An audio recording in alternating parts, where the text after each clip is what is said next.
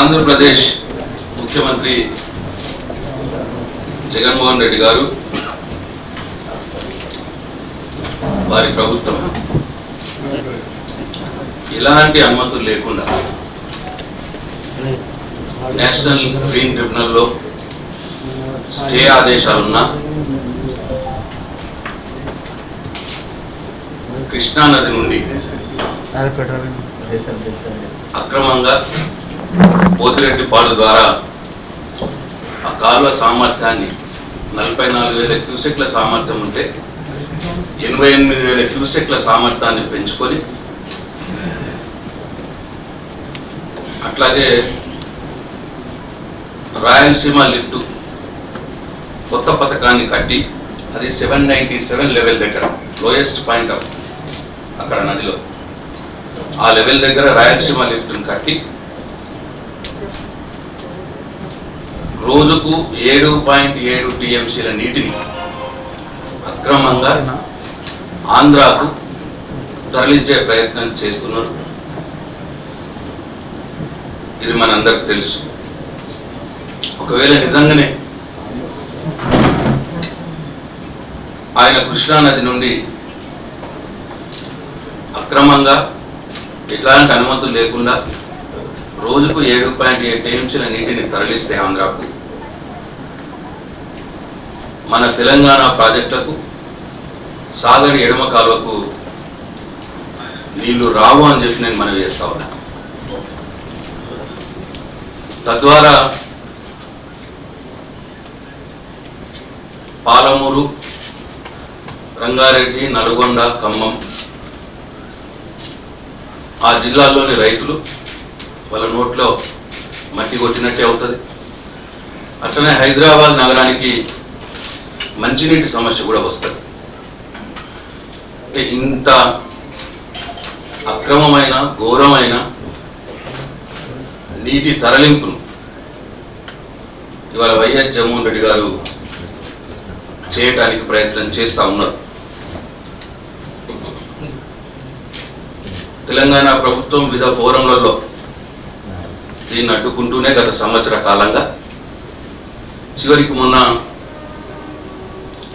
చాలా సీరియస్గా గౌరవ ముఖ్యమంత్రి కేసీఆర్ గారు కేంద్ర మంత్రి గారితో అట్లానే ప్రభుత్వం నుండి కృష్ణా బోర్డుకు కేంద్ర ప్రభుత్వానికి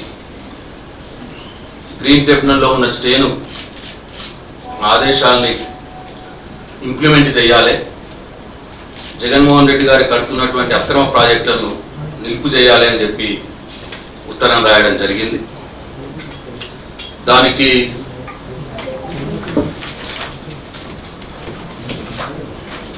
ఇది ఫిబ్రవరి 24, 2021 నాడు స్టే ఆర్డర్ ఇచ్చింది గ్రీన్ ట్రిబ్యునల్ కోర్టు 24/2/2021 ఈ స్టే ఆర్డర్ని అమలు చేయాలి అని చెప్పి అక్కడనే అక్కడ జరుగుతున్నటువంటి ఈ ప్రాజెక్టు పనులు వాళ్ళు ఏమంటున్నారంటే మేము పనులు చేయట్లేదు, మేము ఓన్లీ సర్వే కోసమే అక్కడ ఉన్నాము, పనులు చేయట్లేదు అని గ్రీన్ ట్రిబ్యునల్కి అబద్ధం చెప్తున్నారు.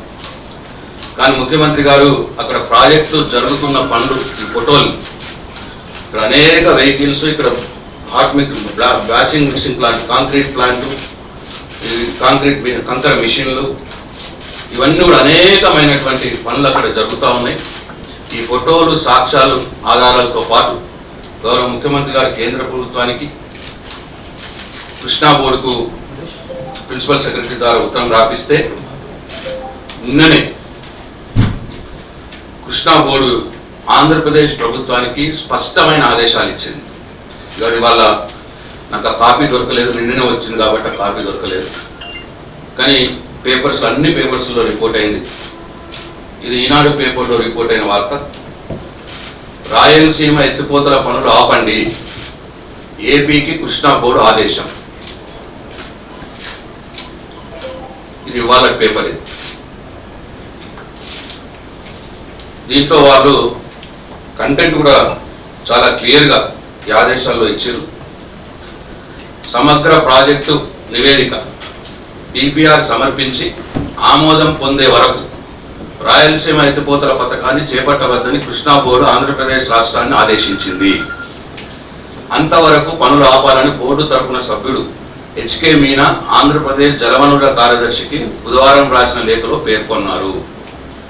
జాతీయ హరిత ట్రిబ్యునల్ ఫిబ్రవరిలో ఇచ్చిన ఆదేశంలో రాయలసీమ ఎత్తిపోతల పనులు చేపట్టవద్దని చెప్పిన విషయాన్ని లేఖలో గుర్తు చేశారు. ఇంత క్లారిటీగా ఇవాళ గౌరవ ముఖ్యమంత్రి గారి చర్యలతో ఇవాళ వారికి ఆర్డర్ రావడం జరిగింది ఏపీ ప్రభుత్వానికి, పనులు వెంటనే ఆపేయండి అని చెప్పి. కాబట్టి మరి ఇప్పుడు నిన్న మొన్న నేను మహబూబ్నగర్లో మాట్లాడిన తర్వాత చాలామంది రాయలసీమ చెందినటువంటి ఆంధ్ర ప్రాంతానికి చెందినటువంటి ఎమ్మెల్యేలు, చాలామంది నాయకులు నా మీద అడుగులుగా మాట్లాడారు. లేదు మా వాటాలనే మేము తీసుకుంటున్నాం, మేము మాకు అనుమతులు ఉన్నాయి, మేము ప్రాజెక్టులు కట్టుకుంటున్నామని. మరి ఇప్పుడు ఏమంటారు?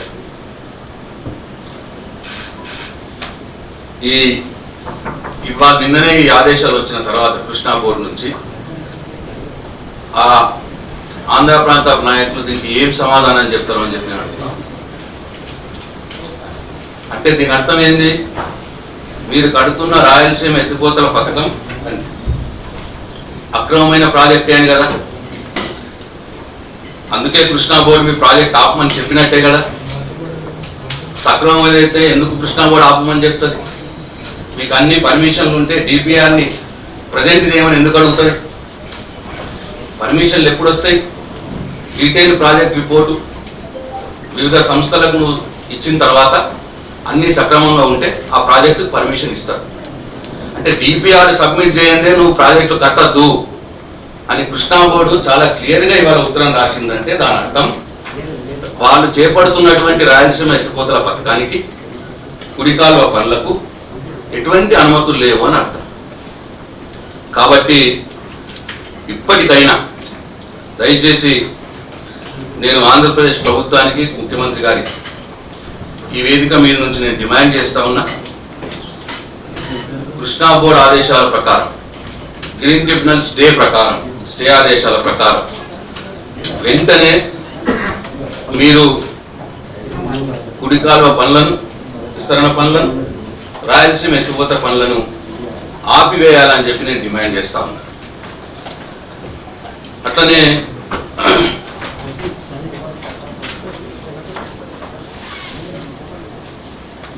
నిన్న కాంగ్రెస్ నాయకులు బట్టి విక్రమార్క గారు, పొన్నా లక్ష్మయ్య గారు, ఈకే అరుణ గారు, జీవన్ రెడ్డి గారు చాలా మాటలు మాట్లాడారు. ముఖ్యంగా వాళ్ళు అన్నది ఏంటంటే, సంవత్సరం క్రితమే ఆంధ్రప్రదేశ్ ప్రభుత్వం ఈ రాయలసీమ ఎత్తిపోతల పథకానికి జీవో ఇస్తే ఈరోజు గుర్తుకొచ్చిందా మీకు?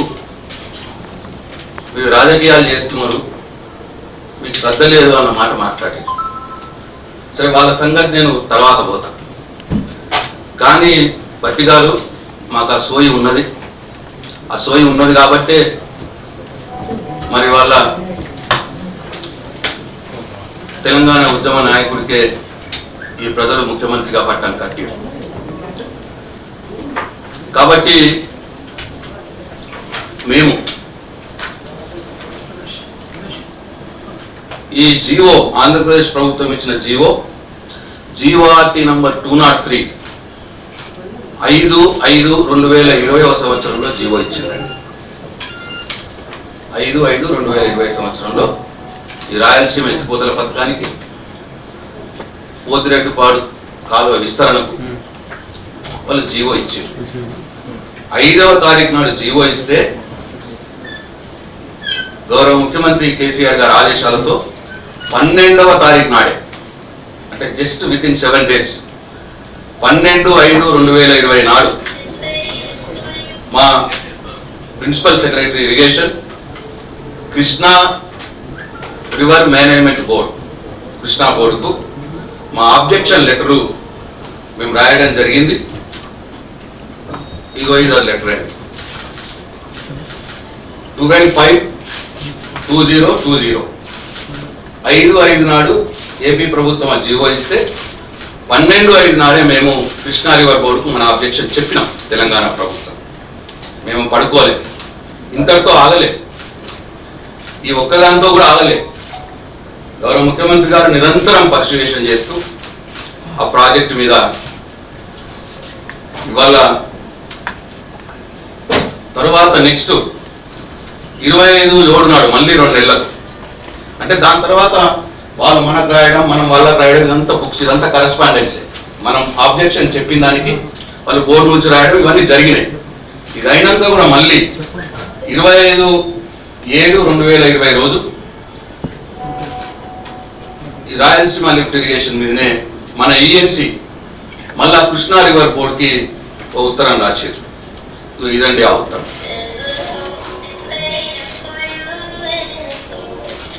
ఏమంటే అయ్యా వాళ్ళు ఓన్లీ సర్వేనే అన్నారు, కానీ సర్వే కాదు, పనులు మొదలు పెట్టిర్రు అని చెప్పి 25/7 నాడే వాళ్ళకు ఈఎన్సీ గారు ఉత్తరం రాసిండ్రు. తొందరగా వాళ్ళ మీద యాక్షన్ తీసుకోవాలి, పనులు ఆపాలని చెప్పి మళ్ళీ 2 monthsకి ఒక ఉత్తరం రాస్తున్నారు. దానికి సంబంధించిన మళ్ళీ అనేక కరెస్పాండెన్స్ లీటర్ వాళ్ళు మనకు మనం వాళ్ళకి జరుగుతూ ఉన్నది. ఇవన్నీ దాని కరెస్పాండెన్స్. దాని తర్వాత మళ్ళీ ఇదిగోండి 26/2/2021 26/2/2021లో 26/2/2021లో ఆర్డిఎస్ రైట్ కెనాల్ ఆపాలని చెప్పి, వర్క్స్ ఆపాలని చెప్పి 4 ఉత్తరాలండి. 4 ఉత్తరాలు. అట్లనే రాయలసీమ లిఫ్ట్ ఇరిగేషన్ సంబంధించి ఎన్జిటిలో స్టే ఉంది, ఆ స్టేను కూడా వాళ్ళు బేఖాతరు చేస్తున్నారు, మరి దాని మీద యాక్షన్ తీసుకోండి అని చెప్పి 3 ఉత్తరాలండి. అంటే మొత్తం 7 ఉత్తరాలు. 26/2 నాడు 1, 23 నాడు 1, 26/3 1, 29th 4th month 1, 9th 6th month 1, 18th 6th month 1, 21 6th month 1. ఇవన్నీ మనం నిరంతరంగా ఇటు కృష్ణా బోర్డుకు కానీ కేంద్ర ప్రభుత్వానికి కానీ ఈ పనులు ఆపియాలి, ఇది స్టే ఉన్నది, ఇది అక్రమమైన ప్రాజెక్టులు అని చెప్పి తెలంగాణ ప్రభుత్వం తరఫున మరి ఎంత చేయాలో అంత చేస్తూ ఉన్నామని చెప్పి నేను మీ ద్వారా తెలంగాణ ప్రజలకు, అటనే కాంగ్రెస్ పార్టీ నాయకులకు కూడా నేను మనం చేస్తున్నాను. అయితే విచిత్రం ఏంటంటే ఈ విషయం మీద కాంగ్రెస్ పార్టీ నాయకులు మాట్లాడడం చాలా విదూరంగా ఉన్నది. దయ్యాలు వేదాలు వల్లించినట్టు. అసలు పోతిరెడ్డిపాడు విస్తరణ పనులు మొదలైందే మీ హయాంలో, అప్పటి మీ ముఖ్యమంత్రి వైఎస్ రాజశేఖర రెడ్డి గారి చేతుల మీదుగా. 2005వ సంవత్సరంలో అప్పటికి పోతిరెడ్డిపాడు కెపాసిటీ 11,500 క్యూసెక్లు మాత్రమే. 11,500 క్యూసెక్లు పోతిరెడ్డిపాడు కెపాసిటీని 44,000 క్యూసెక్లకు వైఎస్ రాజశేఖర గారు పెంచారు. అంటే 4 రెట్లు. అంటే అప్పటి మటుకు 1 టీఎంసీ నీళ్లు పోయే కాలువని 4 టీఎంసీలు నీళ్లు పోయే కాలువగా 2005వ సంవత్సరంలో రాజశేఖర రెడ్డి గారు పెంచారు. అది మీ గవర్నమెంటే, అప్పుడు మీ కాంగ్రెస్ ప్రభుత్వమే ఉన్నది. ఇంకా ఘోరం ఏంటంటే ఆ రోజు ఆ కాలువ మొత్తం విస్తరణ అయిపోయిన తర్వాత కృష్ణానది కాలువలోకి వదిలే సందర్భంలో అప్పటి మహబూబ్నగర్ జిల్లాకు చెందినటువంటి మంత్రి టీకే అరుణ గారు పోయి హారతులు పట్టారు. మీ కాంగ్రెస్ మంత్రి పోయి హారతులు పట్టింది. వైఎస్ రాజశేఖర రెడ్డి గారు 4 టీఎంసీల నీళ్ళని ఎత్తుకపోతుంటే రాయలసీమకు టీకే అరుణ గారు పోయి హారతులు పట్టారు. ఇంకా దరిద్రం ఏంటంటే అప్పటి ఇరిగేషన్ శాఖ మంత్రి పొన్నాల లక్ష్మయ్య గారు దానికి కొబ్బరికాయ కొట్టారు. వీళ్ళ మాట్లాడేది అలా గుర్తుకు రావా ఆ రోజులు. ఇంకా గొప్ప విషయం ఏంటంటే అప్పుడున్న ఆ కాంగ్రెస్ మంత్రులు ఒకరు కొబ్బరికాయ కొట్టి ఒకరు హారతులు పడితే ఆ ప్రభుత్వంలో ఉన్నటువంటి టీఆర్ఎస్ మంత్రులు 5 టీఆర్ఎస్ మంత్రులు పోతిరెడ్డిపాడు విస్తరణ పనులకు నిరసనగా ఆ రోజు మంత్రి పదవులకు రాజీనామా చేసి సంకీర్ణ ప్రభుత్వం నుంచి బయటకు వచ్చారు. అది టీఆర్ఎస్, ఇది కాంగ్రెస్. మీద అండి మాకు చెప్పడం మాటలు. ప్రజలు గమనిస్తున్నారు ఇవన్నీ. ఎవరు తెలంగాణ కోసం నిలబడ్డారు? మీరేమో హారతులు పట్టిర్రు, కొబ్బరికాయలు కొట్టిర్రు మీ మంత్రులు, కాంగ్రెస్ మంత్రులు. అదే ప్రభుత్వంలో ఉన్నటువంటి టీఆర్ఎస్ మంత్రులు రాజీనామాలు చేశారు మంత్రి పదవులకు. ఇది అన్యాయం. 11,500 క్యూసెక్లు ఉన్న పోతిరెడ్డిపాడు కాలువని అనుమతులు లేకుండా 44,000 క్యూసెక్లకు పెంచి నీళ్లు తీసుకుపోవడం అన్యాయం ఇది అని చెప్పి ఆ రోజు రాజీనామాలు చేశారు మా తెలంగాణ టీఆర్ఎస్ పార్టీ 5 మంత్రులు. వీళ్ళు మాట్లాడతారండి. పోనీ మేము ఇంత పర్సుయేషన్ చేసాం ప్రభుత్వంగా, మా బాధ్యత, మేము పోరాడుతున్నాం, ఎన్జిటీలో పోరాడుతున్నాం, ట్రిబ్యునల్లో పోరాడుతున్నాం, కోర్టుల్లో కేసులు వేసినాం. వీళ్ళు ఈ రాయలసీమ ఎత్తుగడ పథకం కట్టద్దు అని, పోతిరెడ్డిపాడు విస్తరణ ఇంకా జరగద్దు అని మేము మా ప్రయత్నం మేము చేస్తున్నాం. మరి మీరు కూడా ఒక బాధ్యత గల రాజకీయ పార్టీ కదండి తెలంగాణలో, కాంగ్రెస్ పార్టీ. మరి మీరెందుకండి ఒక కోర్టులో కేసులు వేయరు? ఇది కట్టద్దు, తెలంగాణకు అన్యాయం జరుగుతుంది, మీరెందుకు పోవద్దండి? ఒక పార్టీ తరఫున ఎందుకు పోవద్దు? పోరు మీరు. అదే తెలంగాణకు పనికి వచ్చే మల్లన్న సాగర్ ప్రాజెక్టు మీద మాత్రం 300 కేసులు వేసి కాంగ్రెస్ పార్టీకి చెందిన వ్యక్తులు. తెలంగాణ నీళ్లు తీసుకుపోయే రాయలసీమ ప్రాజెక్టుకు మాత్రం వ్యతిరేకత చెప్పరు. సమాధానం ఉన్నదండి మీ దగ్గర? దయచేసి ప్రజలు ఆలోచించాలని చెప్పి నేను మనవి చేస్తా ఉన్నాను. అట్లనే బీజేపీ వాళ్ళు కూడా ఏదేదో మాట్లాడుతున్నారు. నేను ఈ ఇష్యూ రేజ్ చేయంగానే ఆంధ్ర ప్రాంతానికి చెందినట్టు ఆంధ్ర బీజేపీ రాష్ట్ర అధ్యక్షులు సోమవీరాజు గారు నా మీద విరుచుకోపడ్డాడు. మీరు అక్రమ ప్రాజెక్టు కడుతున్నారు, మేము అన్ని నిజంగానే కడుతున్నాము, మా నీళ్ళన్నీ సక్రమమైన నీళ్ళే, మాకు వాటా ఉన్నది, ఎంతంత మాట్లాడింది. ఏది వీరరాజు గారు ఆంధ్ర ప్రజల పక్షాన. అది ఆయన భావ్యం. ఆయన ఆంధ్ర బీజేపీ రాష్ట్ర అధ్యక్షుడు మాట్లాడతాడు. మరి ఇక్కడ బీజేపీ రాష్ట్ర అధ్యక్షుడు ఏమైందండి? ఈయన మాట్లాడచ్చు కదా, ఎందుకండి? అదొకటే కాదు, ఇవాళ నేషనల్ గ్రీన్ ట్రిబ్యునల్లో స్టే ఉంది. అయ్యా మీరు స్టే ఇచ్చినా కానీ వాళ్ళు ప్రాజెక్టు కడుతున్నారు అని మేము రాసినాం, కేంద్ర ప్రభుత్వానికి రాసినాం. కేంద్ర ప్రభుత్వంలో కూడా ఒక మంత్రి గారు స్పందించి ఆయన కూడా మీరు కట్టద్దు అని చెప్పి ఒక లెటర్ రాశారు వాళ్ళకి. అప్పుడే మధ్యలో అంటే ఇంత నిష్క్రియాతత్వం ఎందుకండి మీ కేంద్ర ప్రభుత్వానికి? మీరిచ్చిన ఆదేశాలు పాటించకుండా ఏపీ ప్రభుత్వం ఇవాళ అక్రమ ప్రాజెక్టు కడతా ఉంటే ఎందుకు ఈ కేంద్ర ప్రభుత్వం నిష్క్రియాతత్వంతో ఉన్నది? ఎందుకు నోరు మూసుకొని ఉన్నది? ఎందుకు ఇక్కడ ఉన్న బీజేపీ రాష్ట్ర నాయకత్వం నోరు మూసుకొని ఉన్నది?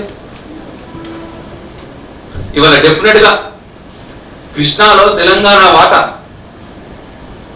తేల్చమని చెప్పి ఏళ్ళుగా మనం కోరుతా ఉన్నాం. పచ్చాల ట్రిబ్యునల్ అన్నారు, విజయ్ కుమార్ ట్రిబ్యునల్ అన్నారు, ఇంకా వాటా తేలుస్తలేదు. ఇది కేంద్ర ప్రభుత్వం నియమించినటువంటి ట్రిబ్యునల్స్ ఇవన్నీ. కేంద్ర ప్రభుత్వం తలుచుకుంటే సత్వరమే ఇవ్వచ్చు అవార్డు. అరే నీ గింత వాట అని ఆంధ్ర తెలంగాణకు చెప్పొచ్చు. కానీ వాళ్ళు తాత్సారం చేస్తా ఉన్నారు కేంద్ర ప్రభుత్వం. ఇవాళ డెఫినెట్ కేంద్ర ప్రభుత్వాన్ని ప్రశ్నించాల్సిన అవసరం ఉన్నది. ఎందుకు ఇక్కడ బీజేపీ నాయకత్వం ఎందుకు మౌనంగా ఉన్నదో వాళ్ళు సమాధానం చెప్పాల్సిన అవసరం ఉన్నది అని చెప్పి మేము సంపూర్ణంగా భావిస్తూ ఉన్నాం. అట్లనే నేను వైఎస్ఆర్ గారి గురించి ఒక తెలంగాణ బిడ్డగా నాకున్న భావాలు నేను వ్యక్తపరిచాను. ఎందుకండి దానికి ఇంత రియాక్ట్ అవుతున్న తెలంగాణ వాళ్ళే నాకు అర్థం కాలేదు. నేను వైఎస్ఆర్ గారిని ఒక తెలంగాణ బిడ్డగా తెలంగాణ కాంటెస్ట్లో నేను విమర్శిస్తే నాకు ఆయనకు వ్యక్తిగతంగా ఏం లేదు. తెలంగాణ బిడ్డగా తెలంగాణ కాంటెస్ట్లో నా భావాలు నేను వ్యక్తపరిచాను. కానీ కొంతమందికి ఎక్కడో తగిలింది. అది తగిలి ఇష్టం వచ్చినట్టు మాట్లాడుతున్నారు. నేను చెప్పింది తప్ప అండి. తెలంగాణ రాష్ట్ర ఏర్పాటుకు వైఎస్ రాజశేఖర రెడ్డి గారు బద్ద వ్యతిరేకి కాదా? నేను అబద్ధం చెప్పినాను. ఈ ప్రపంచానికి తెలియదా? 2004లో టిఆర్ఎస్ పార్టీ కాంగ్రెస్ పార్టీ రెండు కూడా అలయన్స్ అయ్యి ఆ రోజు ఎన్నికలకు పోయే సందర్భంలో వైఎస్ రాజశేఖర రెడ్డి గారు ముఖ్యమంత్రి కావడానికి కేసీఆర్ నేను ముఖ్యమంత్రి అవుతాను అడగలే. కేసీఆర్ ఆ రోజు అడిగింది ఏంటంటే చంద్రబాబు నాయుడు ఓడగొడదాం, కాంగ్రెస్ పార్టీ నువ్వు నేను కలుద్దాం, నువ్వే ముఖ్యమంత్రిగా, కానీ నాకు నా తెలంగాణ ఇవ్వాలి, తెలంగాణ ఇస్తేనే నేను మీ కాంగ్రెస్ పార్టీతో కలిసి కొట్లాడతా అంటే ఆ రోజు కేసీఆర్ గారింటికి గులాం నబీ ఆజాద్, ఆ రోజు ఆయన ప్రధాన కార్యదర్శి ఇన్ఛార్జ్, మీరు స్వయంగా మా కేసీఆర్ గారి ఇంటికి వచ్చి పొత్తు పెట్టుకున్నారు, మీరు ఒప్పందం రాసి తెలుగుదేశం ప్రభుత్వంపై కాంగ్రెస్ ప్రభుత్వం టీఆర్ఎస్ కాంగ్రెస్ సంకీర్ణ ప్రభుత్వం రాగానే మీరు తెలంగాణ ఇస్తామని మాట ఇచ్చి పొత్తు పెట్టుకున్నారు. ఆ రోజు టీఆర్ఎస్ పార్టీ మీతో ఉన్నది కాబట్టి తెలంగాణలో ఆ రోజు మీరు అధికారంలోకి వచ్చారు. వచ్చిన తర్వాత కామన్ మినిమం ప్రోగ్రాంలో తెలంగాణ అంశం చేర్చబడ్డది. కేసీఆర్ గారు అక్కడ మంత్రిగా, కేంద్ర మంత్రిగా, పోర్ట్ఫోలియో లేకుండా కేంద్ర మంత్రిగా ఉన్నాడు ఆయన తెలంగాణ కోసం. ప్రణబ్ ముఖర్జీ గారు కూడా చెప్పారు స్వయంగా, ఏం పోర్ట్ఫోలియో కావాలి నీకు రావంటే, సార్ నాకు ఏది ఇచ్చినా సరే లేకున్నా సరే నాకు తెలంగాణ ఇవ్వండి అని చెప్పిండు కేసీఆర్ అని చెప్పి ఆయన బయోగ్రఫీలో రాసుకున్నాడు ఆయన ప్రణబ్ ముఖర్జీ గారు. కామన్ మినిమం ప్రోగ్రాంలో పెట్టిన అంశాన్ని నువ్వు ఆ రోజు సోనియా గాంధీ పాపం ఇవ్వాలని ఉన్నా రాజశేఖర రెడ్డి గారు ఆ రోజు అడ్డం పడి తెలంగాణ ఆపింది వాస్తవం కాదా అండి? నేను అబద్ధం చెప్తున్నా, మీకు తెలియదా? మీ అందరికీ మీరు కూడా సాక్ష్యమే కదా, ఇక్కడ ఉన్న జర్నలిస్టులు అందరూ కూడా సాక్ష్యమే కదా. ఇప్పుడు నేను చెప్పిన దానికి అబద్ధమా నేను అన్నది?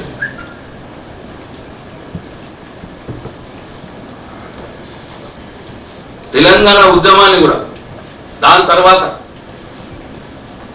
వాళ్ళు డెలివరీ చేయకపోతే, తెలంగాణ రాష్ట్రాన్ని డెలివరీ చేయకపోతే కేసీఆర్ గారు తన కేంద్ర మంత్రి పదవికి రాజీనామా చేసి మళ్ళీ ఉద్యమానికి వస్తే ఆ రోజు ఉద్యమాన్ని కూడా నువ్వు అణిచివేయాలని ఎన్ని అడ్డదారులు దొక్కినావో తెలియదా అండి తెలంగాణ ప్రజలకు? మీకు కూడా తెలియదా?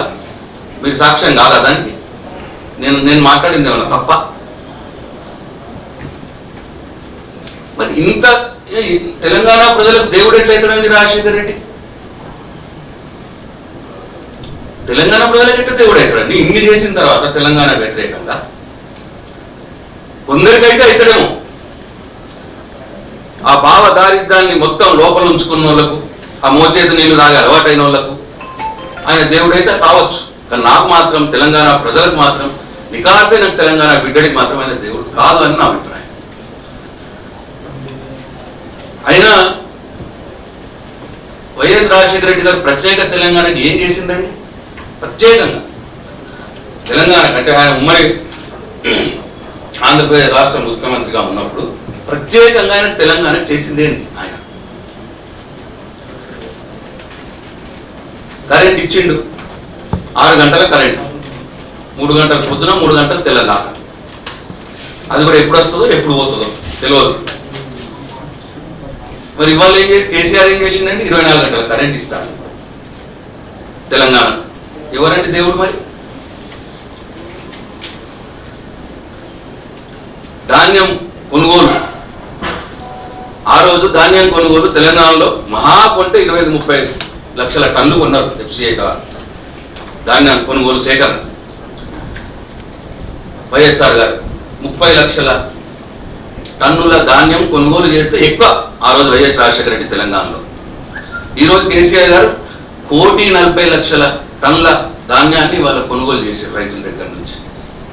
ఎవరండి దేవుడు మరి తెలంగాణకి? రైతు బంధు ఇచ్చిర్రా అండి వైఎస్ఆర్ గారు? జీరో. ఇవాళ రైతు బంధు కేసీఆర్ గారు ఇస్తున్నారు, 10,000 ఎకరానికి రైతు. ఎవరు దేవుడు? ఎవరండి తెలంగాణకు? రైతు బీమా ఇచ్చిందండి వైఎస్ఆర్ గారు. ఇవాళ రైతు చనిపోతే 5 లక్షల రూపాయలు 10 రోజుల లోపల ఇంటికి పంపిస్తాను కేసీఆర్ ఇన్సూరెన్స్ చేయించి. ఎవరండి తెలంగాణకు దేవుడు? ఎరువులు లైన్లలో నిలబడి ఆకలి అయితే చెప్పులాడబెట్టి బలిగాలతో ఇంటికి నడుచుకుంటూ పోయి తిని మళ్ళీ చెప్పులు వేసుకుంటుంటారు ఎరువుల కోసం రైతులు. ఇవాళ ఉందా అండి అట్లా? అప్పుడు వైఎస్ పీరియడ్లో అట్లా ఉండే. ఇప్పుడు ఉందా అండి? ఆన్ ది స్పాట్లో ఫోన్ చేసి స్కూటర్ మీద పోయి సాయంత్రం స్కూటర్ మీద వేసుకొని పోతున్నాడు రైతు. ఇట్లా నేను ఉన్న వాస్తవాలే చెప్పిన. ప్రాజెక్టుల విషయం కూడా ఎంత ఘోరం అంటే, మనం భావదారిద్ర్యంలో మన తెలంగాణ ఈ రాజకీయ సమాజం slot, Telangana political slot correct చెప్పాలంటే ఒక భావదారిద్ర్యంలో మునిగిపోయి, ఇవాళ నేను డెఫినెట్గా నా అభిప్రాయం వైఎస్ రాజశేఖర రెడ్డి గారు వారు ముఖ్యమంత్రిగా ఉన్నప్పుడు ఆంధ్ర ప్రాంతంలో, మరీ ముఖ్యంగా రాయలసీమ ప్రాంతంలో తాము కడుతున్న అక్రమ ప్రాజెక్టులను కప్పిపుచ్చుకోవడానికి తెలంగాణలో జలయజ్ఞం పేరు మీద కొన్ని ప్రాజెక్టులు కంటెంప్లేట్, కొన్ని ప్రాజెక్టులు చేసారు, స్టార్ట్ చేసారు. దాంట్లో ఎంత అన్యాయం జరిగిందంటే, మన దగ్గర ప్రాణహిత చేవెళ్ళ స్టార్ట్ చేసింది, అట్లే దేవాదుల మెయిన్ ప్రాజెక్ట్ చెప్తుంది. ఉత్తర తెలంగాణలో ప్రాణహిత చేవెళ్ళ, దేవాదుల.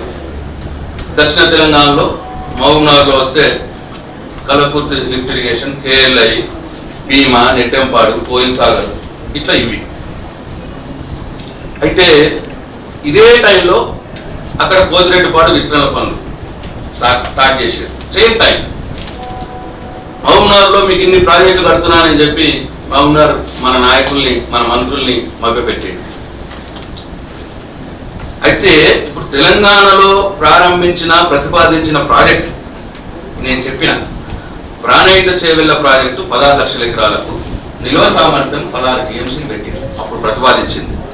అంటే జనరల్ ఏంటంటే లిఫ్ట్ ఇరిగేషన్ ప్రాజెక్టులకు నిల్వ సామర్థ్యం ఎక్కువ ఉండాలి. ఎందుకంటే వరద వచ్చినప్పుడు పంపులు స్టార్ట్ చేసుకొని ఆ నీళ్లు లిఫ్ట్ చేసుకొని ఒక దగ్గర స్టోర్ చేసుకుంటే మళ్ళీ పంటలకు నీళ్ళు ఇచ్చుకోవచ్చు. లిఫ్ట్ ఇరిగేషన్ ప్రాజెక్టు పెడితే నిల్వ సామర్థ్యం ఉంచుకోవాలి.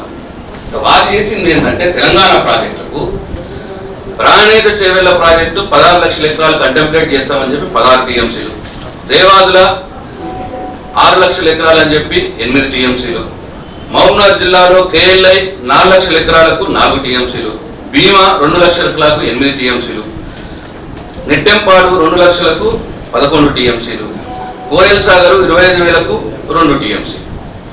ఇట్లా మొత్తం తెలంగాణలో రమారమిగా మెయిన్ ప్రాజెక్ట్స్కి 30 నుంచి 35 లక్షల ఎకరాలకు వాళ్ళు ప్రతిపాదించి 70 టీఎంసీల రిజర్వాయర్లను ప్రతిపాదించారండి. జస్ట్ 70 టీఎంసీస్, ఇది 30-35 లక్షల ఎకరాలు. అదే టైంలో వారు పోతిరెడ్డిపాడుని విస్తరణ ఏదైతే చేపట్టిందో అది కూడా అక్రమంగా, అనుమతులు లేదు అప్పటికి కూడా. పోతిరెడ్డిపాడు అప్పటి కెపాసిటీ 11,500 క్యూసెక్లు మాత్రమే. దాన్ని 44,000 క్యూసెక్ల విస్తరణ పనులు చేపట్టి ఎన్ని రిజర్వాయర్లు కట్టుకున్నారో తెలుసా అండి? కొత్తవి 131 టీఎంసీల రిజర్వాయర్ జస్ట్ పోతిరెడ్డిపాడు నీళ్ళకే. తెలంగాణ మొత్తం ప్రాజెక్టుకు 70 టీఎంసీల రిజర్వాయర్ ప్రతిపాదించారు. అంటే ఏంది? తెలంగాణ, అవి కూడా తెలంగాణ ప్రాజెక్టులకు ప్రతిపాదించారు, నిధులు లేవు.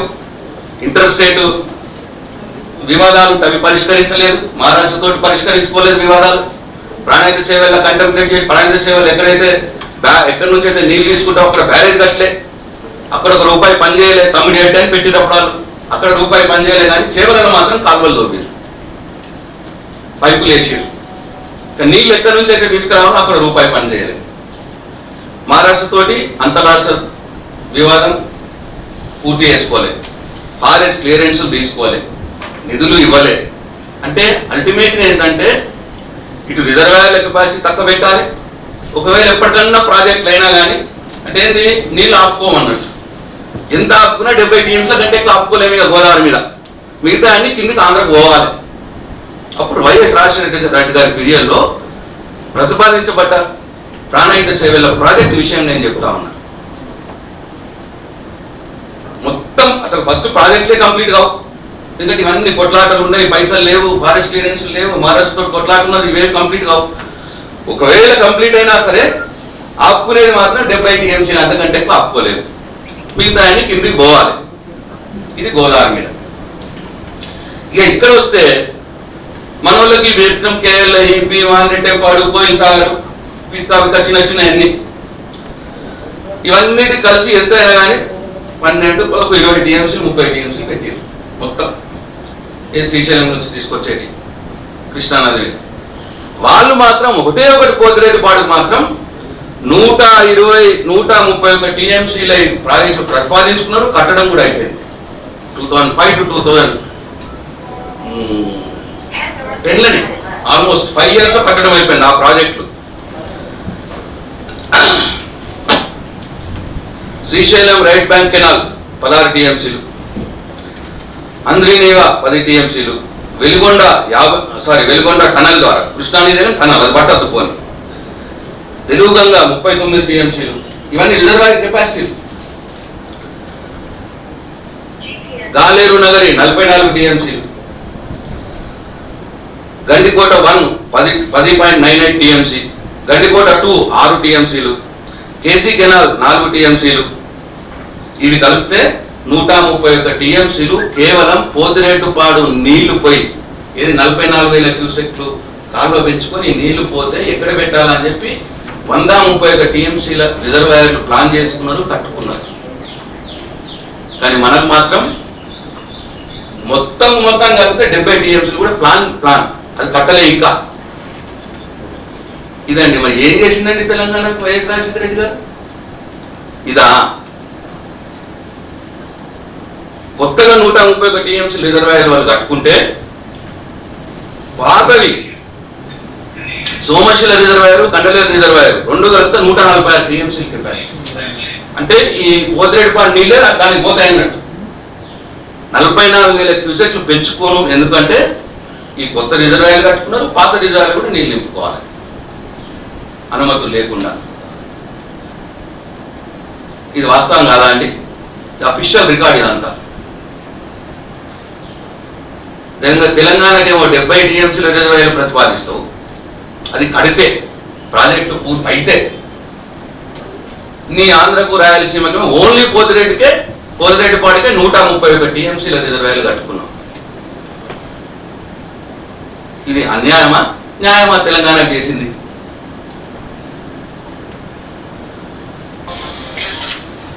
ఇట్లా సరే దీన్ని అంతటి సరిగా చేసుకోవాలి. పోనీ ఎవరో ఉన్నప్పుడు ఏదో చేసిండు పోయిండు, మనకి ఎందుకు ఇక తెలంగాణ తెచ్చుకున్నాం అన్నీ సరిగా చేసుకుందాం అని చెప్పి ప్రాణహిత చేయాలని రీడిజైన్ చేసుకొని, వాళ్ళు ఏదైతే తప్పు చేసిండ్రో రిజర్వాయర్లు పెట్టకుండా ఏదైతే ప్రాజెక్టు రూపొందించిండ్రో అట్లా కాకుండా రిజర్వాయర్లు పెట్టుకొని, ఇవాళ ఎస్ఆర్ఎస్పి పునరుజ్జీవం చేసుకొని, కాళేశ్వరం రీడిజైన్ చేసుకొని, రిజర్వాయర్లు కట్టుకొని, ఇవాళ దేవాదులు ఆల్మోస్ట్ పూర్తి చేసుకొని, ఇవాళ కనిపిస్తలేదా అండి?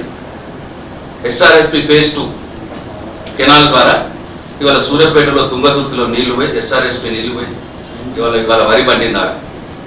వాస్తవం కాదా ఇది? ప్రజలకు ఆ తుంగతుర్తి వాళ్ళకి ఇప్పుడు తెలియదా?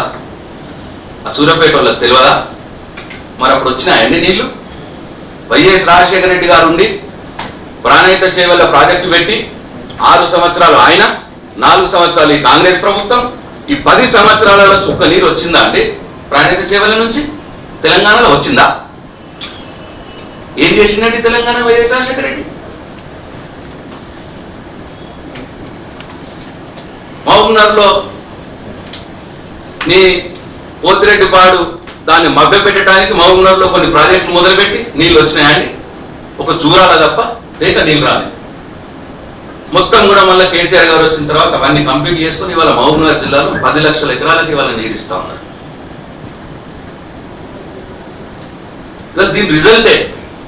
దీని రిజల్టే ఇవాళ ఈ రాష్ట్రంలో 3 కోట్ల టన్నుల వరి పండుతా ఉన్నది. ఇవాళ దేశంలో నంబర్ 1 తెలంగాణ ఇవాళ. మరి అప్పుడు ఎందుకో కాదే వైఎస్ రాజశేఖర గారు ఉన్నప్పుడు తెలంగాణ ఎందుకో వండకపోయా? 3 కోట్ల టన్నుల, 1 కోటి టన్నులు కూడా పండలేదు. ఫ్యాక్టరీ వాస్తవం ఇదంతా. ఎమోషన్స్ మాట్లాడు కాదు, వాస్తవాలు మాట్లాడాలి.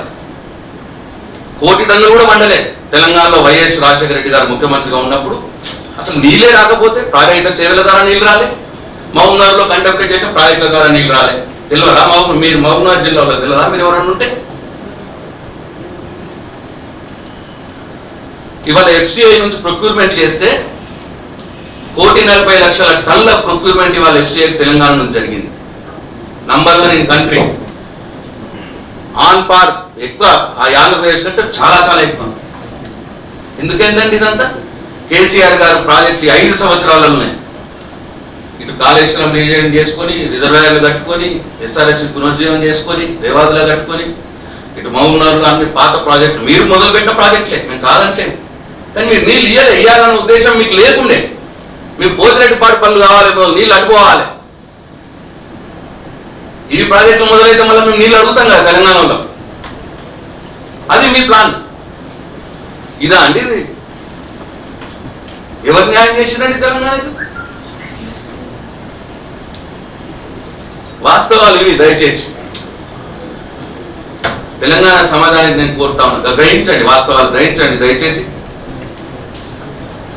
వైఎస్ రాజశేఖర రెడ్డి గారు అక్రమంగా 44,000 క్యూసెక్ల పోతిరెడ్డిపాడు కాలువను విస్తరణ చేసి 4 TMCలు రోజుకు తీసుకపోతే, ఇంకొక గమ్మత్ ఏంటంటే ఆయన 44,000 క్యూసెక్లు అక్రమంగా తీసుకుపోయాడు కాబట్టి మనం తెలంగాణ రాష్ట్రం ఏర్పడిన తర్వాత ఆ రోజేమో మనం నిరసనగా మంత్రిపదం రాజీనామా చేసినాం. మళ్ళా మనం తెలంగాణ ప్రభుత్వం వచ్చిన తర్వాత దాని మీద మనకు కేసు పెండింగ్ లో ఉంది ట్రిబ్యునల్లో, బ్రిజేష్ కుమార్ ట్రిబ్యునల్లో దాని మీద కేసు పెండింగ్ ఉంది. రాజశేఖర రెడ్డి గారు అసలు ఇది గమ్మత్ ఏంటంటే పోతిరెడ్డిపాడుకి అసలు కెపాసిటీ ఎంతండి? 1,500 క్యూసెక్లు 76లో. ఎన్టీ రామారావు గారు వచ్చి ఆయన మద్రాసు మీద ప్రేమతోటి వాళ్ళకి నీళ్లు కావాలి పాపం అని చెప్పి దాన్ని 11,500 క్యూసెక్లు చేసిండు. ఆ 11,500 క్యూసెక్లని రాజశేఖర రెడ్డి 44,000 క్యూసెక్లు చేసిండు అనుమతి లేకుండా. అప్పుడు మనం మంత్రి పదవులకు రాజీనామా చేసినాం టీఆర్ఎస్ పార్టీ వల్ల. తెలంగాణ వచ్చిన తర్వాత తెలంగాణ ప్రభుత్వం కేసు చేసింది. ఇప్పుడు దాని మీద ఇప్పుడు కేసీసీ ఉంది, సబ్జుడిస్ ఉంది. అది ఉండంగా 44,000 చేసుడే తప్పు అని చెప్పి తెలంగాణ కొట్లాడుతుండగా, కోర్టుల్లో కేసు ఉండంగా, ఇప్పుడు ఈయన వైఎస్ జగన్మోహన్ రెడ్డి గారు ఆయన కొడుకు 44,000ని 88,000కి ఇప్పుడు మార్చాలని చూస్తా ఉన్నాడు. అంటే రోజుకు 8 TMC తీసుకుపోవాలని ఇప్పుడు ప్రయత్నం చేస్తా ఉన్నాడు. మరి ఎవరిని ఏమన్నానండి? నేను మొన్న ఏదో మౌనాలు అన్నదానికి బాగా విడిచి పడ్డారు. తండ్రేమో 4 TMC రోజు తీసుకుపోయింది అక్రమంగా, కొడుకేమో 8 TMC రోజు తీసుకుపోవాలని చూస్తున్నాడు అక్రమంగా. మరి ఏమనాలండి వీళ్ళని? దయచేసి తెలంగాణ ప్రజలే ఆలోచించాలని చెప్పి మనం చేస్తా ఉన్నా. నేను తెలంగాణ రాజకీయ సమాజానికి కూడా విజ్ఞప్తి చేస్తా ఉన్నా. ఎందుకంటే నేను తెలంగాణ ఉద్యమకారుని. డెఫినెట్గా నాకు ఆ భావ ఉద్వేగం వస్తుంది. ఎందుకంటే నేను రాజకీయ నాయకుని కాదు, పెద్దగా తెలంగాణ ఉద్యమంలో నుండి ఎదిగి వచ్చి కేసీఆర్ నీడలో రాజకీయ నాయకుడిగా తయారైంది. ఇవాళ తెలంగాణ ఉద్యమమే, తెలంగాణ ఉద్యమ నాయకుడే నన్ను మంత్రిగా చేసింది. ఎవరో కామంటాను, బచ్చగాడు ఆయనకి ఏం తెలుసు, డీకే అరుణ గారు అంటున్నారు. నాకు ఎక్కువ తెలియకపోవచ్చు, కానీ సమైక్య పాలకుల చేతిలో, వాళ్ళలో మీలాంటి మోచేతికి నీళ్లు తాగే నాయకుల చేతిలో తెలంగాణ ఎంత గోసపడ్డదో ఆ చరిత్ర మాత్రం నాకు తెలుసు. అందుకే నాకు ఈ బాధ. అందుకే నేను తెలంగాణ సమాజానికి నేను చేతులెత్తి నమస్కారం చేసి మనం చేస్తా ఉన్నాను. దయచేసి ఆ తెలంగాణ రాజకీయ సమాజానికి, తెలంగాణ రాజకీయ సమాజానికి, తెలంగాణ పొలిటికల్ స్లాట్కి నేను చేతులెత్తి నమస్కారం చేసి మనం చేస్తా ఉన్నా. దయచేసి ఆ దారిద్ర్యం నుంచి బయటకు రండి. ఆ మోచేతి నీళ్లు తాగడం మానుకోండి. తెలంగాణ ప్రజల కోసం, తెలంగాణ ప్రజలకు ఏది మంచిదో దానికోసం అందరం కలిసి పనిచేద్దాం.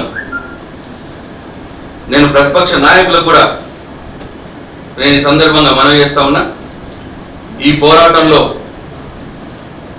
మన పాలమూరు, నల్గొండ, వరంగల్, ఖమ్మం, రంగారెడ్డి రైతుల కోసం, జంట నగరాల తాగునీటి కోసం, కృష్ణానదిలో మన నీటి హక్కుల కోసం ఏదైతే పోరాటం ప్రభుత్వం చేస్తున్నదో, ఈ పోరాటంలో ప్రభుత్వానికి రాజకీయ పార్టీలన్నీ కూడా మద్దతు ఇవ్వాలని చెప్పి నేను అందరికీ మనం చేస్తూ సెలవు తీసుకుంటున్నా. జై తెలంగాణ, జై కేసీఆర్. ఇప్పుడు హుజూరాబాద్ ఎన్నికలు దృష్టిలో పెట్టుకుని ఇష్యూని లేవనెత్తుతున్నారు. 2020 మే నుంచి జరుగుతున్నటువంటి ఇష్యూని ఇప్పటి వరకు కూడా ఎలాంటి ప్రయత్నం చేయలేదు. మేము ఫొటోస్ సాక్ష్యాలు మేము సంపాదించడం అనేది లేట్ అయింది. యాక్చువల్గా మీకు ఇంతకు ముందే చెప్పినాం, గత సంవత్సర కాలం నుంచి పుంకాలుగా మేము అన్ని స్టేజ్లో, అటు కృష్ణా ట్రిబ్యునల్లో, కేంద్ర ప్రభుత్వంలో, బోర్డులో, అన్ని స్టేజ్లో మేము కొట్లాడుతూనే ఉన్నాం. మేము లీగల్గా ఫైట్ చేస్తూనే ఉన్నాం. మాకు వాళ్ళు ఏమంటున్నారంటే, మేము చెప్పినప్పుడు వాళ్ళు లెటర్ రాసారు, లేదండి మేము అసలు పనులు చేస్తలేము, మేము ఓన్లీ సర్వే చేస్తున్నామని వాళ్ళు చెప్పారు. అతి కష్టంగా మనం సాక్ష్యాలు తీసుకొచ్చినాం. ఈ ఫొటోస్ తీసుకొచ్చినాం అతి కష్టంగా. ఫొటోస్ తీసుకొచ్చి ఫొటోస్తో పాటు మొన్న మళ్ళీ మేము కేంద్ర ప్రభుత్వం ఈ ఫొటోస్ వచ్చినాకనే మాకు నిజంగానే అక్కడ జరుగుతున్నది ఏదో ఎక్కువనే జరుగుతున్నది అన్న అభిప్రాయానికి వచ్చి ఇప్పుడు ఈ లీగల్ బ్యాటిల్ని ఇంకా యాక్సిలరేట్ చేసినాం. కానీ సంవత్సరం నుంచి మేము పోరాడుతూనే ఉన్నాం. మీరు 5/5/2020 203 జీవో తీసుకొచ్చిన వారం రోజులకే కృష్ణా బోర్డుకి ఒక లెటర్ రాశారు. అందులో క్లియర్గా మెన్షన్ చేశారు 203 జీవోను విత్డ్రా చేయాలి వెంటనే అని చెప్పేసి.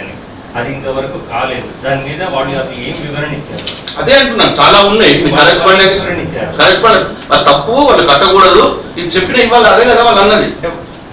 అంతే కదా సార్, ఇప్పుడు వివరాలంటే ఇన్ని బుక్స్ ఉన్నాయి, ఇన్ని చెప్పలేదు. అది తప్పు అని చెప్పారు, వాళ్ళు తప్పు అని చెప్పారు, మీరు కట్టద్దు అని చెప్పారు. అందుకోసం ఇవాళ ఇప్పుడు పేపర్లో ఇవాళ వచ్చింది మీకు చదివినిపించిన కదా నేను. డిపిఆర్ రూపొందించండి, మీరు ప్రాజెక్టు మొదలు పెట్టద్దు అని స్పష్టంగా చెప్పింది వాళ్ళకి. మేము ప్రాజెక్టు మొదలు పెడతలేము, సర్వేనే చేస్తున్నాం అని వాళ్ళు అన్నారు, మభ్య పెట్టారు. అవునండి, జీవో ఇచ్చినాము కానీ మేము సర్వే చేస్తున్నాము అన్నారు వాళ్ళు. జీవోని విడ్డా చేయమని వాళ్ళు పనులు మొదలు పెట్టద్దు అని అన్నారు. మనం అడిగినామండి, మనం అడిగినాం. వాళ్ళకేమన్నారంటే మీరు డిపిఆర్ మీరు సమర్పించండి, అన్ని అనుమతులు తీసుకోండి, అప్పటిదాకా మీరు పనులు మొదలు పెట్టద్దు అని వాళ్ళకి రాశారు. రాస్తే వాళ్ళు ఏమన్నారు, మేము పనులు మొదలు పెట్టలేదండి, ఓన్లీ సర్వే చేస్తున్నాం, సర్వే తర్వాత డిపిఆర్ ప్రిపేర్ చేసి మీకు ఇస్తామని వాళ్ళు చెప్పారు. అట్లా మభ్య పెట్టి పనులు స్టార్ట్ చేస్తాం. అసెంబ్లీలో సీఎం కేసీఆర్ గారు మీరందరూ ఉన్నారు అసెంబ్లీలో, రాయలసీమకు నెల్లూరు నీళ్ళు తీసుకోమని నేనే చెప్పిన జగన్కి, నేనే సూచన చేసిన కృష్ణాని తీసుకోమని చెప్పినాను. ఇప్పుడు కృష్ణాని తీసుకోమని అనుమతుల ప్రకారం తీసుకోపోమన్నారు, అక్రమంగా తీసుకోమని చెప్పలేదు. మీరు ఇందా ఒక 1.5 year తర్వాత బయటకు వచ్చి మాట్లాడుతున్నారు. 1.5 year జగన్ మీతో 2 సార్లు వచ్చిపోయిన ప్రగతి భవన్ కి, కేసీఆర్ చిత్తూరు పోయి ముఖ్యమంత్రి ఒక రాష్ట్ర ముఖ్యమంత్రి ఒక ముఖ్యమంత్రి కలుసుకొని మాట్లాడతారండి. కలుసుకొని మాట్లాడడానికి దీనికి సంబంధం లేదు కదా. దీనికి డెఫినెట్ గా మన హక్కులు ఎప్పుడు ఎట్లా కాపాడుకున్నా దానికోసం ఫైట్ చేస్తాం. కొద్దిగా మీరు కూడా మాట్లాడాలి.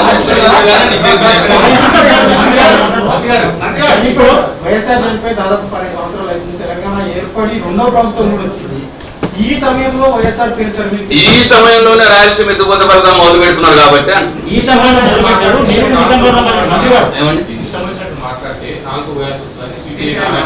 నేనేమి ఇష్టం వచ్చినట్టు మాట్లాడినండి, నేనేమి ఇష్టం వచ్చినట్టు మాట్లాడలే.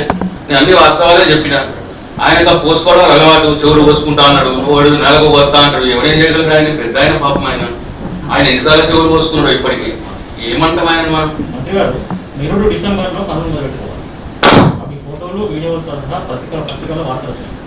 ఆ రోజు నుంచి కూడా మీకు ఎన్నడూ రాని భావోద్వేగం మొన్న శనివారం క్యాబినెట్ మీటింగ్ తర్వాత సడన్ డెఫినెట్ గానండి. ఎప్పుడైతే కాంక్రీట్ గా మనకు దొరుకుతుందో అప్పుడే మనం మాట్లాడతాం కదా. కాంక్రీట్ గా దొరికినప్పుడు మాట్లాడాం కదా. పత్రికల వార్తలు వచ్చినాయి. ఇప్పుడు మాట్లాడు తప్పంటారా మీరు? అసలు మాట్లాడద్దంటారా? ఇప్పుడు మాట్లాడడం తప్పంటారా? 6 నెలల కింద నుంచి చెప్పినాం కదండి. కమ్యూనికేషన్ ఫెయిల్ అయినప్పుడే బాగా ఉద్యోగం వస్తుంది. అఫీషియల్ వినండి సార్, అఫీషియల్ గా మా పోరాటము మేము చేస్తూనే ఉన్నాము. ఇవి కూడా నిష్క్రియాపరంగా కేంద్ర ప్రభుత్వం ఏం పట్టించుకోవట్లేదు, వాళ్ళు పనులు చేస్తా ఉన్నారు అన్నప్పుడే బాధ భావోద్వేగం వస్తుంది.